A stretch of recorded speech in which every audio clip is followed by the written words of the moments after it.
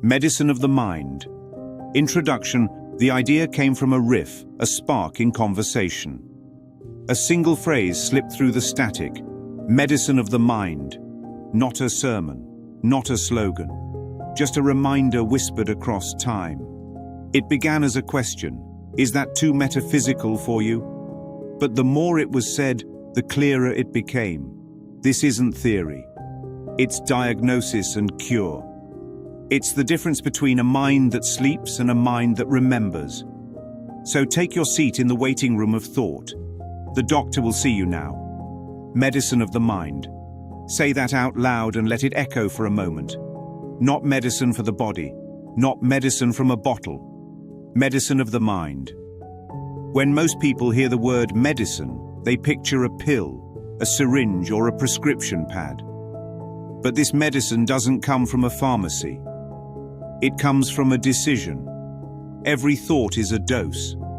Every belief is an ingredient. And every perception is the body's way of swallowing what the mind prescribes. The servant that tried to become the master. They say the body is a wonderful servant but a poor master. That's because the body was never meant to lead. It was meant to follow. The body is like a loyal horse, strong, capable, obedient. But if the rider falls asleep, the horse runs wild through the fields, chasing every shadow. When fear becomes the rider, the body obeys fear. When love takes the reins, peace becomes its gate. So the real question isn't how the body feels. It's who's giving the command. Two medicines, one mind. There are only two medicines the mind can take: fear or love. Fear is the ego's prescription. Take this and you'll survive. It tastes bitter at first, then addictive. It tells you that you're sick, broken, and separate. And once you believe that, you'll keep refilling the same bottle. Love is the Holy Spirit's prescription. Take this and you'll remember. It has no side effects because it doesn't treat the body, it heals the cause. Both medicines are offered every moment. One poisons through illusion. The other purifies through truth. The pharmacy of thought. Picture your mind as a great apothecary. Rows of shelves stretch into eternity. Each jar labeled with a single idea. Some jars say guilt. Some say forgiveness. Others read attack, defense, peace. Each morning the pharmacist, the decision maker in the mind, walks the aisles and chooses what to dispense. A single thought chosen in fear can flood the bloodstream of perception with anxiety. A single thought chosen in love can detoxify a lifetime of pain. The counterfeit doctor. The ego poses as a doctor. It says, "You're unwell, I can fix you." Yet its treatment always involves more doing, more striving, more diagnosis. Spirit doesn't treat the symptoms at all. It points to the cause, false perception, and reminds the patient he was never sick. Real healing isn't adding light to darkness. It's realizing darkness was never real. Fear's medicine cabinet. Fear's formula is simple. Convince the mind it's separate. Make the body appear guilty or endangered. Prescribe attack as defense. Every anxiety pill. Every obsessive thought.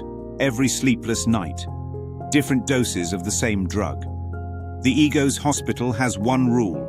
No patient ever leaves healed, only managed. Love's antidote. Love's medicine works the opposite way. It doesn't promise relief tomorrow, it restores sanity now.